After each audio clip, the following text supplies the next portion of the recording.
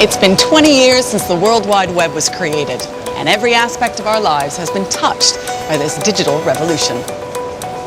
Tim Berners-Lee is someone who invented something of unbelievable power. I think the web has humanity connected.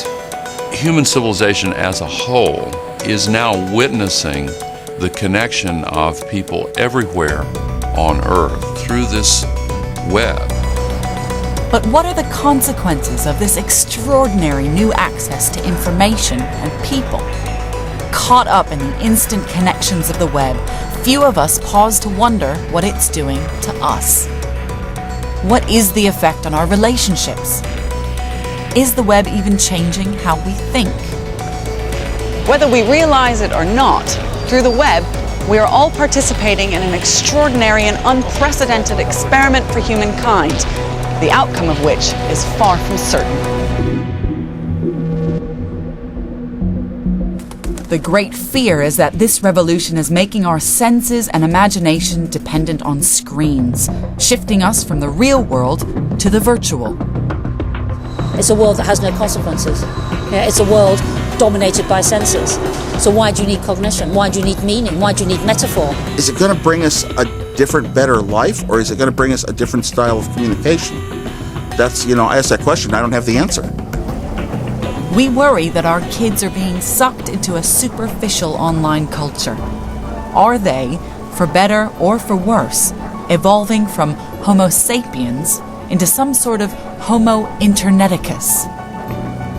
A lot of this is a kind of middle-aged, middle-class panic about the web. They're panicked by the future. They're panicked by what they think children are doing.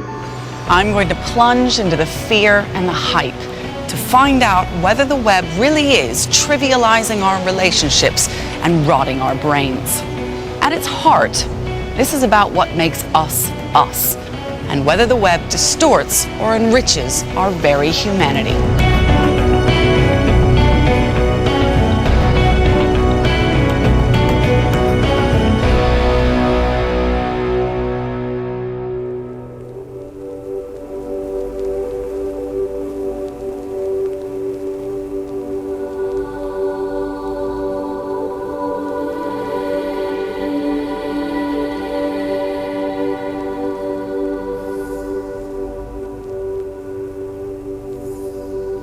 This is the Gutenberg Bible, the printed manuscript that revolutionized society by taking information from the few and giving it to the many.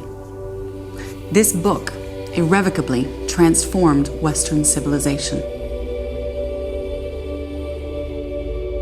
When Gutenberg invented the printing press, few of his contemporaries could have predicted the consequences. They thought it was just about churning out a lot of books. But the new media, the printed word, unshackled people from old ways of thinking and fueled the Renaissance. 500 years on, the web seems to be another great leap forward in how we think. Its characteristics mimic some of those in the ecosystem of the printing press, in that the entry barriers for individuals are extremely low. And the role of ideas, knowledge, information is central. It makes it much easier for information to be distributed much more quickly and to be copied much more easily, which the printing press did. But it's fundamentally different in that it also makes it possible for anyone to create information. So I think it's probably even more important than the printing press. Over just 20 years, we've seen how the web is transforming almost every aspect of our outward lives. Its huge impact on culture, politics, and business. But we've yet to understand its deeper impact on our psychology. The first place to look for answers is the place where people use the web more than anywhere else.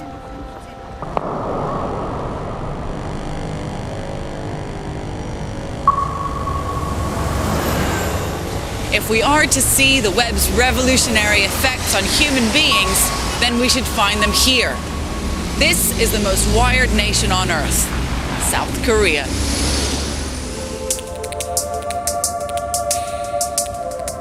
In this digitally enhanced country, the web can be accessed virtually anywhere. South Korea's fiber optic cabling has 10 times quicker download speeds than the broadband that we have in Britain. 62% of Korean 3 to 5-year-olds regularly use the internet, spending over 8 hours every week online. Surveys suggest this is approximately twice the exposure of British 5-year-olds. It's the young people that the South Koreans are most concerned about. Sped into the digital age and surrounded by high tech since they've been in nappies, they command the headlines for all the wrong reasons. Koreans are increasingly worried about internet addiction. Their government's own figures reveal this affects up to 210,000 children, many spending up to 18 hours every day online. 80% of those afflicted need medication. 20% have to be admitted to hospital. I'm going to meet Mr. Ko, the government's key advisor on what's become a growing problem. What are the symptoms of internet addiction? If they don't use the internet, they feel anxious and unstable. They don't feel satisfied. Their friends don't talk to them anymore. And a lot of friction builds up with the relationship with their parents. And those are the consequences of too much internet use. In Korea, there were cases of people using the internet for 18 hours a day. Korea may seem to be an extreme case, but it does show that the web's effect on our psychology can't be dismissed. And it offers us a glimpse of what might be our future.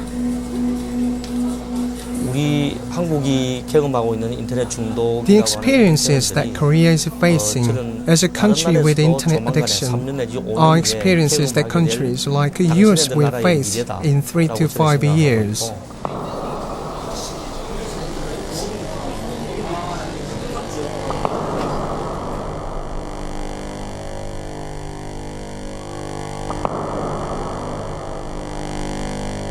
The fear for coming generations extends well beyond South Korea. Back in Britain, the ultimate skeptic is the neuroscientist Susan Greenfield. She tirelessly voices her concern about how the web may be distorting children's sense of reality.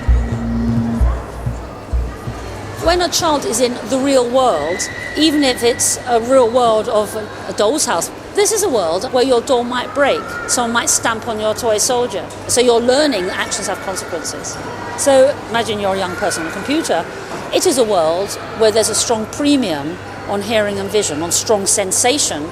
There is a triumph of the senses over the meaning. If you give a human brain an environment where actions don't have consequences, if you give that brain an environment that is just literal, where there is no significance, might it not be the case that that brain stays in a infantilized state? And when I talk to parents and people individually, I've yet to meet someone who's disagreed with me. Everyone seems to feel a kind of uneasy fear and a poorly articulated worry that they can't really put into words, but nonetheless they feel there's something that needs to be done.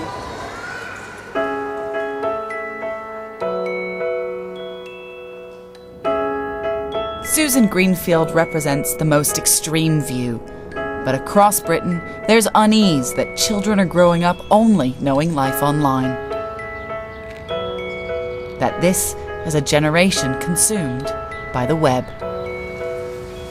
I have friends and family who are struggling with their children over new technologies. Even the most technologically savvy amongst them find it strange that their kids are more comfortable in front of the screen than they are. Now, I happen to visit many of the same sites that their kids are on, and while I've got used to them, I do still feel a bit like a tourist. I'm constantly amazed at what Generation Web can do with new technology. And so I'm going to go find out what living with Generation Web is really like.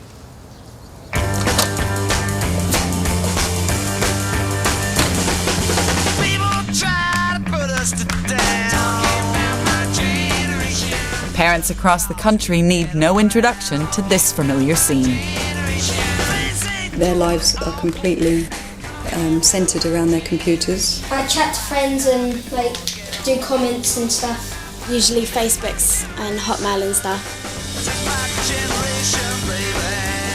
The kids come home and are on Facebook while they're having their first cup of tea.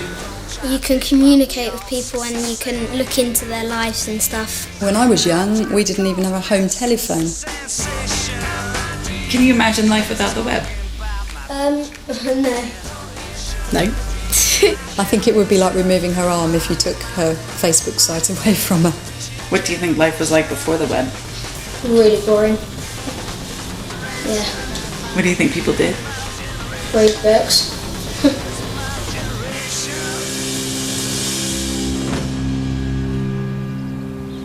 By the time Generation Web reach adulthood, they'll have spent 10,000 hours online, and a huge proportion of those will have been spent on online social networks. For the first time on television, using a data sample of 8 million people, we can reveal how far the UK population has been sucked into the orbit of the online social networks. The size of each of these web planets represents the number of visits it receives over each month. There's Bebo for the early teens, MySpace for the music lovers, but the biggest of them all is Facebook. According to Facebook, 350 million people worldwide have Facebook accounts. If it were a country, it would be the third largest, behind China and India. Britain is becoming a Facebook nation. There are 23 million active Facebook users. That's 1 in 3 of us. And that's right across the country. The Facebook capital of Great Britain is Sunderland. More than half of UK Facebook members log on daily, on average for an hour every time. It's so pervasive that Facebook has become the main target of parents' angst. People my age, mid-40s and up, are wringing their hands right over what kids are doing, teens are doing on Facebook. As if we would not have done those things had Facebook existed when we were young. How dare these children now not suffer the way I did? They should be having the kind of life I did, made to read, made to do this. They should not have this freedom, this access. Or if they do, while I can approve of it, I ought to suggest that it's dangerous, that it's going to go wrong.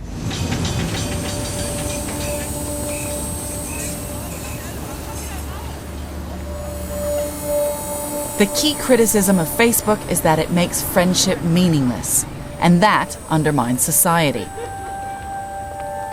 The label of friendship is just as easily attained by lifelong buddies as it is by total strangers hoarding connections. How true is this? To find out more, we need to understand why Facebook became so popular.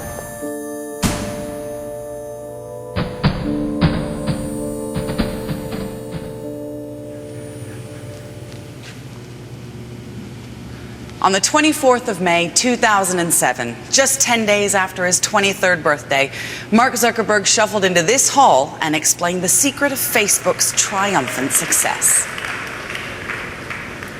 Today, together, we're going to start a movement. At Facebook, we're pushing to make the world a more open place. And we do this by Zuckerberg's aim was that Facebook would become the destination to connect to friends and share information, text, photos, or social events.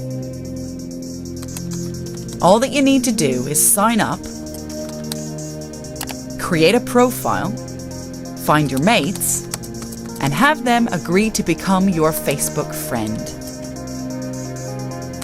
In this way, each Facebook member carves out their own group of friends, all within the larger network. You'll see that what we're building is a massive network of real connections between people through which information can flow more efficiently than it really ever has in the past. And it's changing the way the world works.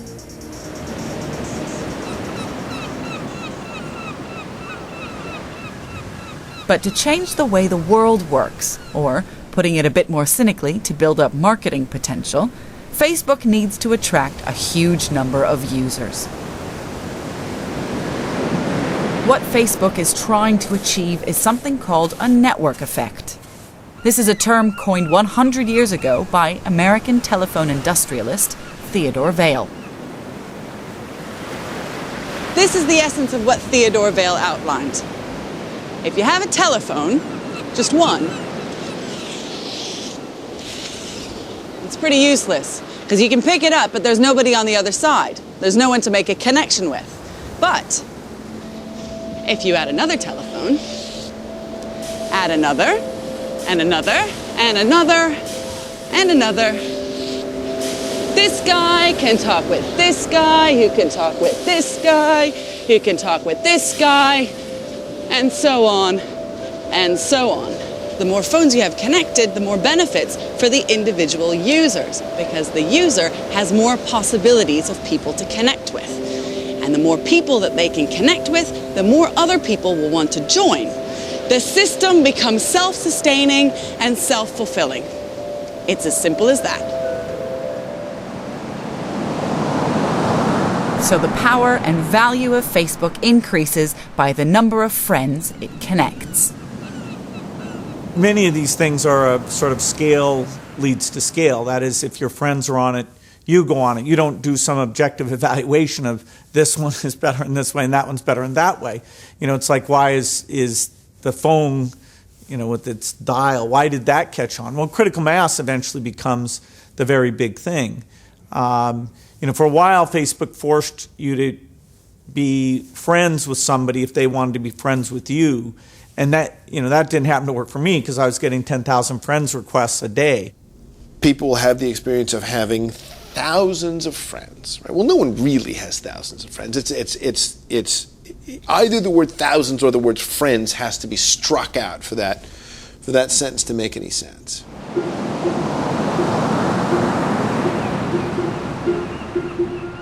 We've seen how Facebook needs volume. The problem is the commodity it wants to accumulate is human relationships. So what does that mean for those relationships? What does it mean to have 10,000 friends? Could a Facebook friend be something as trivial, cheap, and disposable as fast food? Worth no more than a burger? Seriously, in 2009, a well-known fast food chain created a page on Facebook that offered the chance of a free Whopper for people who defriended 10 of their Facebook friends. In less than 2 weeks, the love of a Whopper proved stronger than 233,906 friendships. This brazen marketing stunt surprisingly seems to reveal something fascinating about the value of our Facebook friends. The underlying issue was, you're on here, we're all on this Facebook, we all love it, it's fun, great, but like, what's the point? Steve Schiff was one of thousands of Facebook users who decided to trade in his online friends for a grilled piece of meat in a bun. How do you choose which to get rid of first? To be honest with you, it was incredibly easy. Okay. I mean, it was not that tough to find 10 people that I really didn't need to have that online connection with. This isn't something that's happening in real life, so let's just cut to the chase, let's cut our losses, and let's go get our free burgers, and everybody wins. So if we're willing to get rid of friends for a burger, does that mean social networks are changing the face of friendships in the 21st century?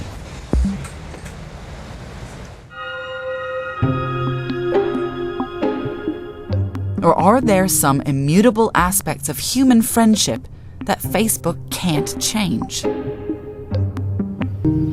I need to find out more about the evolution of relationships itself. I'm meeting the World Authority on Primate Groups, Oxford professor Robin Dunbar. Can you talk me through what's going on here? What's the social life of a primate group about? It's all about social bonding, personalised relationships between individuals. Primates live in a really intensely social world. They spend a lot of time grooming each other. That sort of gives them the sense of bonding. The problem with grooming is it's a one-on-one activity. It just sets an upper limit on the size of groups in the end. So the most social species really only have average group sizes around 50 to 60 in primates. In 1992, Dunbar came up with a formula that predicts the upper limit to the number of bonds any primate like us can ever have. And it's proved so reliable that it's become known as the Dunbar number. We sort of plugged human brain sizes into the same equation, and it gives this number of 150. And sure enough, that turns up all over the place in human communities. It turns up in the military, it turns up in average village sizes in the Doomsday Book, 1087 AD, it turns up in hunter-gatherer communities. So what does the Dunbar number mean for the Facebook generation, Homo Interneticus? Has Facebook actually changed the upper limits of friendship previously set by nature? When Facebook's in-house sociologists analyzed all active networks, they found that, sure enough, nature is playing out online. The reality is that the average Facebook member currently has well below Dunbar's upper limit of 150. In fact, the number of Facebook friends they interact with on a daily basis is surprisingly small, typically only 5 or 6.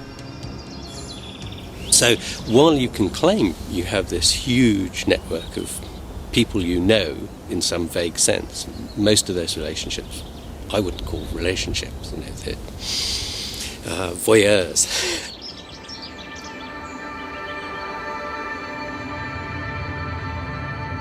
So through the Dunbar number, we found that Facebook's drive for network effect isn't changing our relationships. For me, there's something deeper going on, beyond this superficial issue of numbers. The point about Facebook is that it does something else to our relationships. It puts them in a constant loop of digital information. To understand what that means, we need to go back to the very origins of the phrase "in the loop" and some important science developed in the Second World War. The enemy again and again broke through the coastal defenses.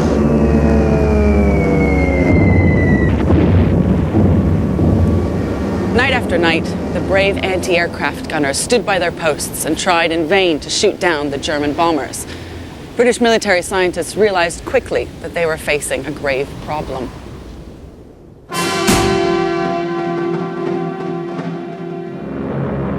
The problem that the anti-aircraft gunners had was that while the radar could spot the planes and the gunners could fire at them, they still missed the target. It would be an American mathematician, Norbert Wiener, who would provide the answer. When Wiener heard what was facing the British gunners, he decided to come up with a solution that tackled the problem in a completely different way. Wiener asked a simple question. When we walk, why don't we fall over? Wiener argued that what keeps us upright is a constant loop of information to and from the brain, a loop of action and reaction that allows us to predict future action. So Wiener saw the gunner, his gun, the plane, and the pilot not as separate entities, but all embedded in the same loop of continuous feedback. Only through thinking in this way, linking human and machine together as one, could the gunners successfully hit their targets. One of the big innovations of Facebook is to apply this constant action and reaction to friendship. In fact, I believe that they are key in understanding how our online relationships have transformed forever.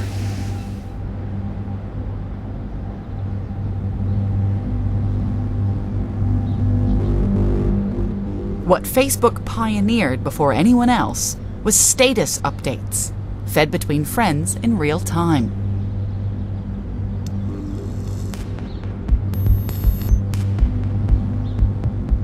But at the beginning, it wasn't like that.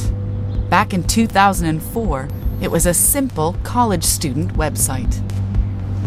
Legend has it that one night after a bad date, Mark came back and hacked into the student databases to create a website for rating all of the women on campus. 2 hours later, 80% of the student population had voted, crashing the entire student computer servers.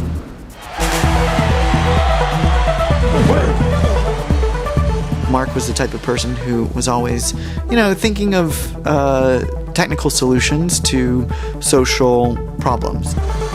Seeing the demand for connection, Zuckerberg started a new venture, Facebook.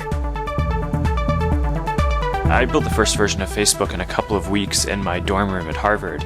And I built it just because I wanted the people around me, the students at Harvard, to be able to share information with each other and stay connected a little bit better. I emailed a few of my friends, and they emailed a few of their friends, and within a few days, I think thousands of people were on it at Harvard. All of us, particularly students caught in the social whirl of college life, crave news and gossip about our friends. But Zuckerberg realized that while the web made information available, people didn't always know it was there. The problem was, browsing Facebook was like poking your head into somebody's room every time you wanted to find out what they were doing. You had to go to your friends' pages every day, or you missed something crucial that they posted. And if you missed something crucial, then you didn't respond. And if you didn't respond, then your friend thought nobody was watching. And what's the point in bragging if nobody cares? Let's get fired up! What changed everything is what Zuckerberg did next. He completed the loop of information on Facebook with something he called newsfeed. It meant that anything you posted on your site was instantly broadcast to all of your friends and vice versa. They didn't have to go looking at your site. All updates came to them. We launched the product at midnight. We were convinced that people were going to love it. And we thought, this is the kind of thing that could change the web.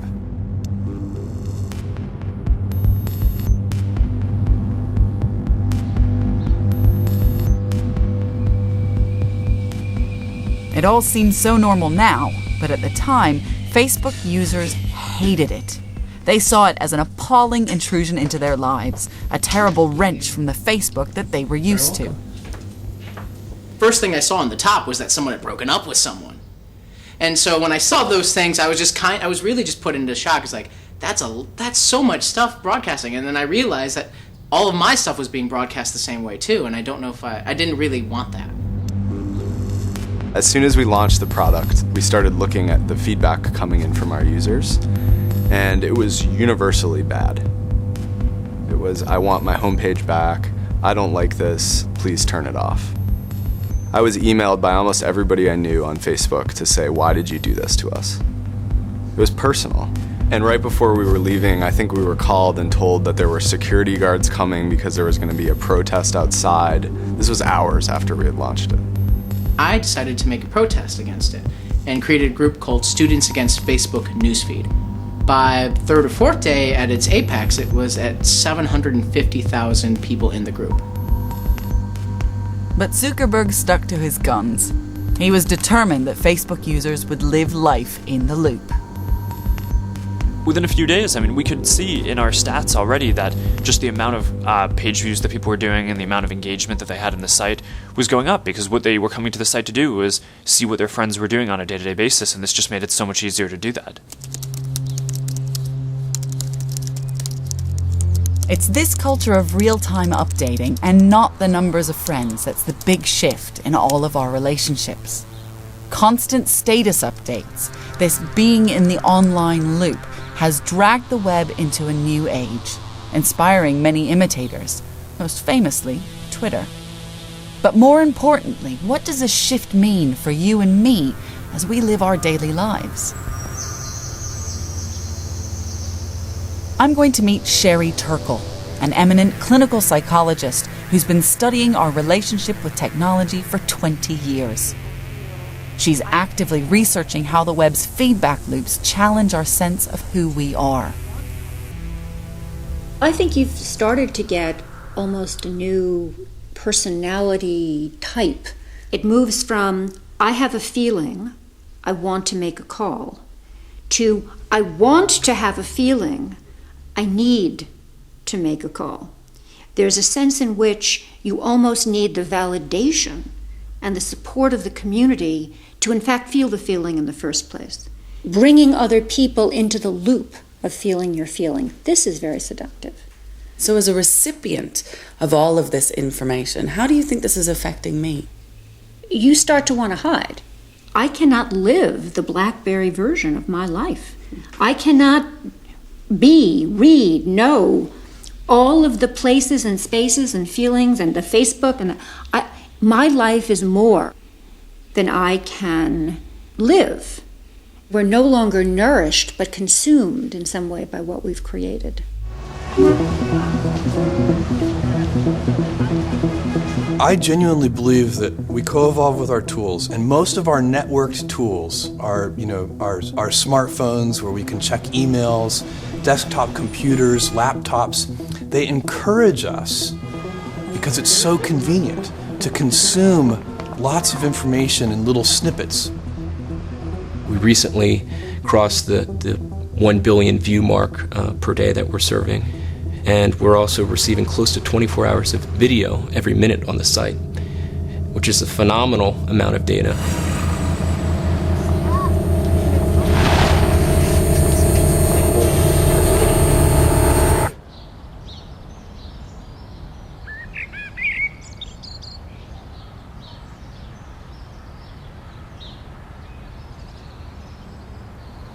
In my life, it's increasingly rare that I have time of my own. Time to think. I have a Twitter account and several blogs to maintain, plus my Facebook status updates, my photo diary, my video blogs, and my podcast that I have to record. And that's the content that I create. There's also the content that I consume, not least of which are the emails that are in my inbox and all the messages on my answering machine. I was away for a week and I had 283 emails that I had to go through.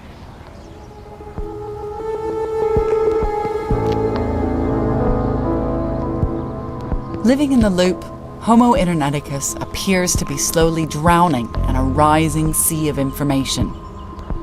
But there's an even deeper change. The architecture of the web seems to encourage us to use our brains in a whole new way to digest the abundance of information. Here at MIT in Boston, 60 years ago, one scientist had an extraordinary vision of the future. How technology and the mind might work together. Vannevar Bush was involved in many of the great scientific advances of the 20th century. From designing some of the world's first computers to the development of the atom bomb.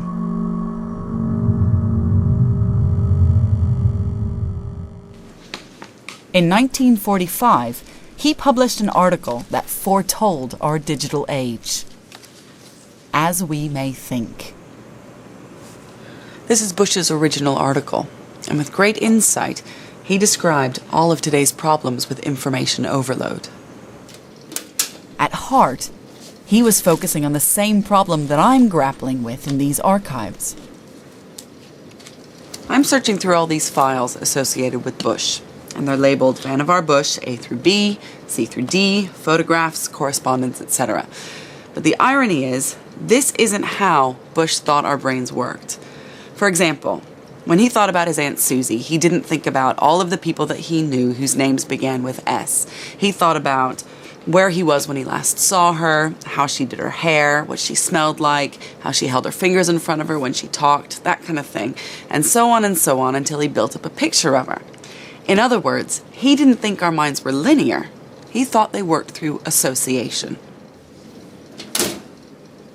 Bush put on the table the problem. He said, here is the scientist. Imagine our scientist. He has before him the human record. In other words, all the things which science has decided in its collective wisdom are true. How is he going to manage to work effectively with the knowledge which includes all that stuff? Bush believed working in this associative fashion would open up the library of human knowledge to us all, liberating our minds from the constraints of linear thinking. Almost half a century later, it was this concept of linking information that was at the heart of Tim Berners-Lee's data retrieval system he called the World Wide Web. The brain's good at doing those things, first just finding those coincidences and then building on them to find the pattern. Berners-Lee built into the design of the web what were called hyperlinks, the ability to leap from one piece of information to another. But the question is whether hyperlinked associative thinking is good for us. In mirroring the way the brain functions, darting from subject to subject in a click, does this make us lazy and easily distracted? I think science shows us that our brain wants to be distracted. And what the web does, by bombarding us with stimuli and with information, it really plays to that aspect of our brain. It keeps our brain hopping and jumping and unable to concentrate. The internet simply reflects who we are. So our inability to concentrate, our focus on real time, the fact that we're obsessed one week with Michael Jackson, the next week with Twitter, the week after with terrorism, simply reflects that inability to concentrate. When you grow up expecting to be able to find information at a moment's notice, what does it do to your ability to internalize information?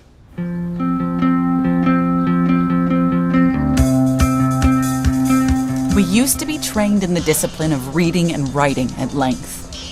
Now the generation raised on the web's associative links seem unable to face the rigors of such linear thinking, even, it turns out, at our top universities. What I notice about students from the first day I see them when they arrive at university is that they ask nervously, what do we have to read? And when they're told the first thing they have to read is a book, they all now groan, which they didn't used to do 5 or 10 years ago. And you say, why are you groaning? And they say, it's a book. How long is it? Just take your own doctor. Would you be happy if your doctor simply skimmed the abstracts of Lancet and all the major databases and never read anything in detail? How happy would you be? I still think that books are at the heart of what it means to be educated and to try and educate. And I think that the generation of students that I teach see books as peripheral. I happen to think that long-form reading is very important because you can learn things from long-form that you could never learn from short-form. You can't read Remains of the Day and not come away with a better understanding of life regret. And those are things that you can only get in sort of book-length reading sessions. But are these just the grumblings of an older generation? Beyond anecdotes, can we find any evidence that the web is really changing how we think? At University College London, Professor David Nicholas was the first academic to systematically study people's online behavior by analyzing millions of anonymous data records. In one survey, he found that 40% of people never revisit the same web page, that they only view up to 3 pages from the thousands that are available online.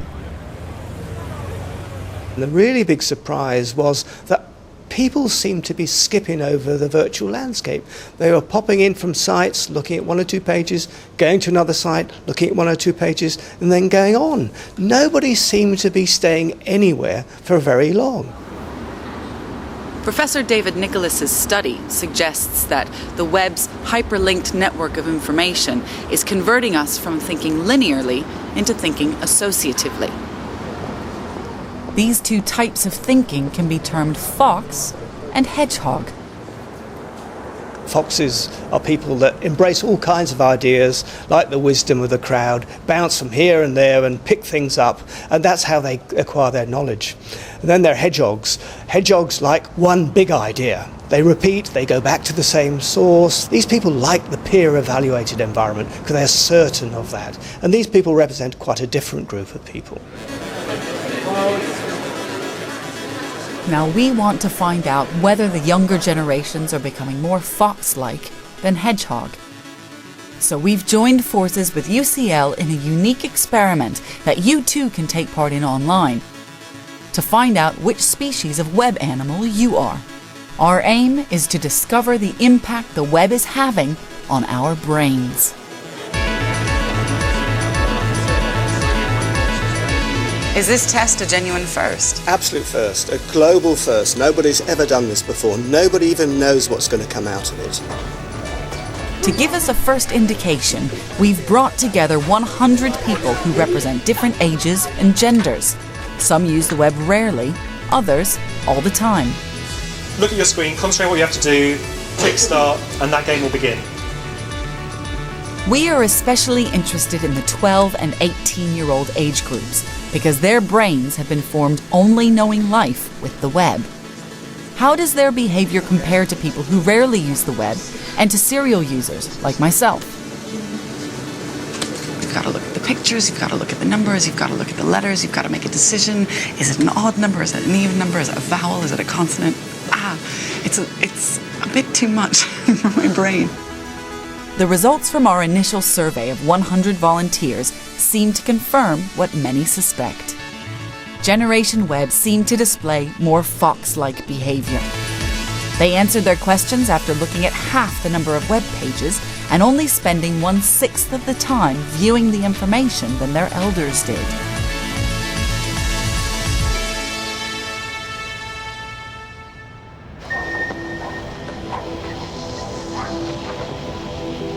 So it seems pretty clear to me that, for good or ill, the younger generation is being remolded by the web.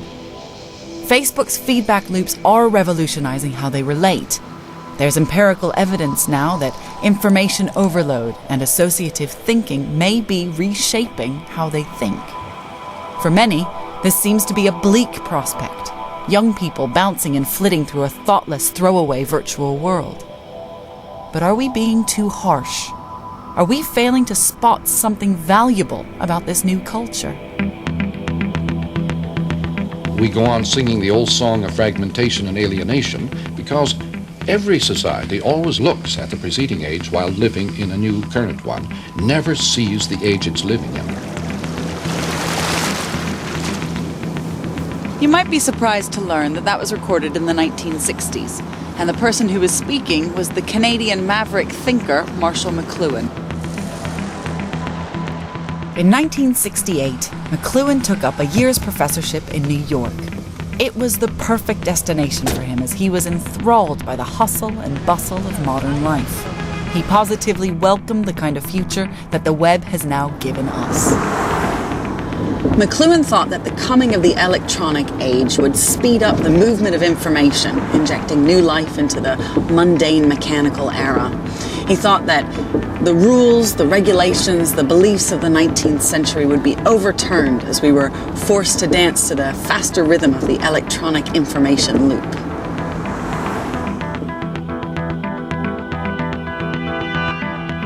In the 1960s, he told a story of how, in the future, we'll all be connected in real time, and our messages will just sort of flow as if we were sitting next to each other. You know, as if we were right there. And that's just a profound thing to say in 1968. I'm off to visit web entrepreneur Jonah Peretti, who believes McLuhan's dreams are now playing out in Homo Interneticus. That spoof cat videos and dancing men are actually evidence of a sophisticated, interactive culture at work. McLuhan realized that people always judge new media by the standards of old media. So in this case, you see that the internet is all about the social relationships and the network, but people still judge it as if it was static content. And so you look at it and say, oh, this is a silly cat video, and judge it as content, instead of saying, oh, this was something that one person created in their garage, that 3 other people collaborated on and added to, that was now being used to satirize a political campaign, and that it's part of a web of creativity and a network of sharing that is actually more interesting and important than the media itself. I think a lot of people would look at so much of what goes on online, you know, the memes, the silliness, the kittens that are stuffed inside glass vases and all these kinds of things that literally get sent around everywhere as a distraction, as a bit of a waste of time, as actually not particularly worthwhile. But at the same time, you're seeing it as something that has a sophistication, aren't you? Oh, yeah. I mean, when you think about things that are a waste of time, think about the average sitcom, right? Or the average Hollywood movie. You know, you sit there passively. There's not really much to do except just passively consume this media that's for the lowest common denominator. When you look at viral culture, what you see is people much more engaged. You know, so you mentioned kittens and glasses. The Bonsai Kitten project was a fake site that made it look like instructions for how to make bonsai kittens, where you put them in jars and they get funny shapes and you can make your very own. It was a total prank. And the person who created it launched it by telling a bunch of animal rights activists about it and said, "You'll love this." Of course, he knew that they would freak out and hate it and send it all around. But then as a consumer, when you see that, you have to go through a sophisticated thought process where you say, it's a joke, I think it's funny and I like it and I'm going to send it to people. Or it's a joke and I think it's still offensive and I'm going to fight it and organize. And it breaks people into different groups of how they feel about it, and they can react and interact with the media and become part of the story, where the people are actually powering the media that's spreading around and changing and evolving. Once you figure out some of the principles of how things spread online, how do you make something that when people see it, they want to share it or pass it along or bring more people in? It can work for silly things or for serious things.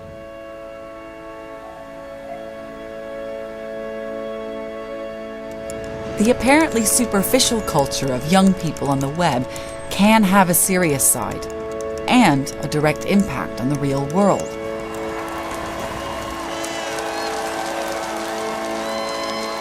One of the most powerful examples for me can be seen in how Generation Web is re-engaging with politics. What is required of us now is a new era of responsibility, a recognition on the part of every American that we have duties to ourselves, our nation, and the world. I made the decision in February of 2007, pretty early on, to take a leave from Facebook and go and work full-time for the Obama campaign. The campaign from the start was really interested in running a bottoms-up grassroots initiative, which happened to intersect directly with everything that was happening online in 2006, 2007, 2008. Barack Obama! The young users of YouTube, Facebook, MySpace, and Twitter became central to the campaign. We had members of Congress on Twitter. We had protesters organizing through Twitter outside. We had the president on Twitter using it to campaign. And we had everyone in the country, well, not everyone, but a lot of folks across the country using Twitter to express their opinions on the hot topics. So we sort of had like the entire spectrum. During the election year, Obama had 3 million Facebook friends. And studies show a third of all under 30-year-olds used social networking to communicate their politics. That figure was negligible 4 years earlier. 2/3 watched political videos online. A quarter forwarded them on or remixed the material. 'Cause I got a crush on Obama, I wait till 2008. Baby, you're the best candidate. I like it when What we were able to do was figure out how people could do it their way, and that there was a really just a groundswell of energy and enthusiasm, both in terms of fundraising, but also in terms of time spent volunteering for the campaign. America, we have come so far. We have seen so much, but there's so much more to do. Election night in Chicago was something I think anybody who was there will have to say will never happen again. It was indescribable. I mean, it was a really important moment for the country above everything else. We were all just so emboldened by the fact that not only had we done it, but we'd done it differently. And that made everything all the more powerful. The technology of the web, with its feedback loops and associative connections, appears to have attracted young people to politics on a scale that hasn't been seen for generations. All around the world, as we've seen, young people, for better or worse, are harnessing the power of the web to fight their causes. From the uprising in Iran to the young Russian hackers who claim to have launched cyber war against Estonia. They recognize the power of the web to connect and collaborate. For many, this is a very positive development. Web guru Stephen Johnson believes ultimately collaboration, a kind of pooling of intelligence allowed by the web, has always been a key driver of human progress. One of the things about ideas that's so interesting is we have this myth that they come to people in a kind of eureka moment where somebody's sitting in their study and suddenly they think, aha, I understand gravity, or I understand how to build a nuclear reactor. But in fact, what tends to happen much more than we realize is that ideas are much more collaborative. If you look at the history of invention, what you find is that inventions are dramatically disproportionately centered in urban areas. One of the great things about cities is they're filled with these public spaces like a coffee shop where people come together who might have some shared interests but come from different backgrounds. They work for different companies, or they are artists meeting writers or filmmakers. And in that kind of point of convergence, they sit around and they talk and they share ideas, and it becomes a kind of connective space. So the web is in some sense this kind of virtual version of what cities have historically done. You have people connected in a way that was never possible before. And part of it is this basic kind of principle built into the architecture of the web. The web is, at its core, a platform for linking things.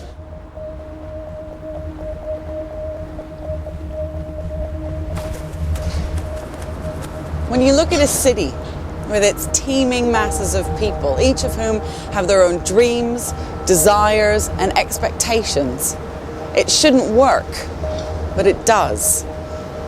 So could it be that the essence of what makes a city truly great, the gossip, the connections, the serendipity, could also work on the web?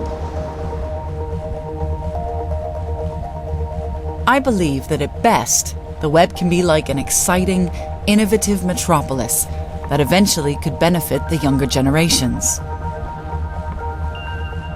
Earlier, we saw that some people view South Korea, the most wired nation on Earth, as a nightmarish vision of web addiction. But along with the downsides come hidden benefits. As young South Koreans grow up in their supercharged digital world, they regularly top the world's education league tables. 그냥 표현으로 지금 포유류가 다 나와. 그러니까 우리가 지금 궁금한 거는 뭐야? 뭐를 낳는? 새끼를 낳는? I'm meeting the president of the Korean National Information Society Agency, who claims that Korean children's advanced achievement is not due only to a great education system, but because from an early age they interact and work together on the web. Korea is now leading country in terms of mathematics and science and other areas. I think it is influenced by this kind of environment of the high penetration of internet. This generation is growing up with the web. It's growing up with it as part of their education system. What hopes and what expectations do you have for the world when they grow up? They will be more intelligent compared with us. So I look forward to that. It is more, because they now recognize the importance of communication and helping each other for solving some problem. Collective intelligence is now basic to their instinct. I hope it is helpful for some evolution of mankind in the world.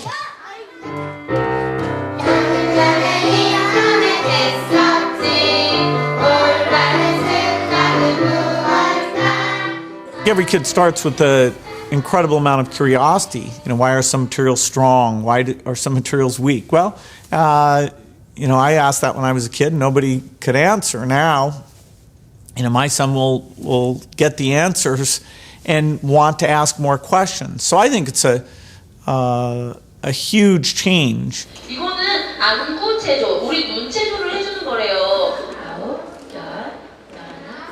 human civilization as a whole is now witnessing the connection of people everywhere on Earth through this web in ways that actually do mimic the growth of a human brain. And the analogy is imperfect, but it's also real. We are seeing the emergence of a global brain.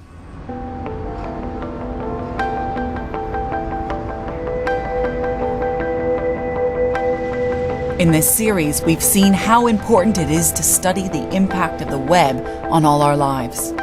The web appears to give us all a voice and to level society.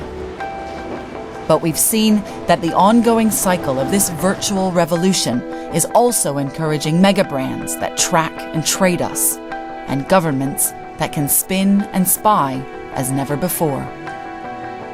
The way in which small groups of elites dominate in cultural, political, and economic terms.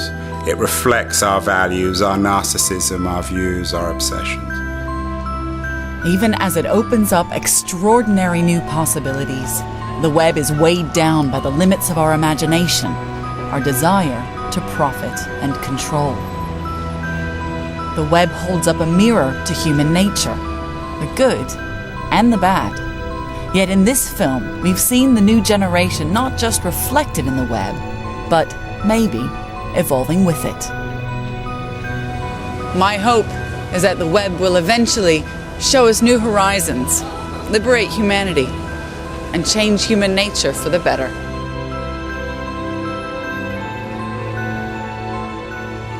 All this great stuff that's emerging in social media is people trying to find new, interesting ways to communicate, become more efficient, become more engaged, become more informed. And I think it leads ultimately to having more empathy. The web isn't going to, solve disease, right, or solve poverty, but what it does, it makes it so that people can share information more effectively and know what's going on out there, right? And when people are better informed, then people can make better decisions. Hopefully social change happens gently. The sort of thing which the internet brings by connecting people is openness and understanding of other people's ideas on a good day. So I hope we have a lot of those good days. We have the knowledge of the ages gathered for us to browse in our pockets. And if we seriously think that's a bad thing, if we seriously think that's something we should turn our backs on or sniff at, then we really deserve a slapping. This is astounding technology, and we should just take a moment to celebrate the power and the reach that it gives us across time and across ideas and across continents, both past, future, and present, to connect with people. Perhaps the most amazing thing about this revolution is we've seen all of this profound change in just 20 years. This isn't the end. It's merely the beginning.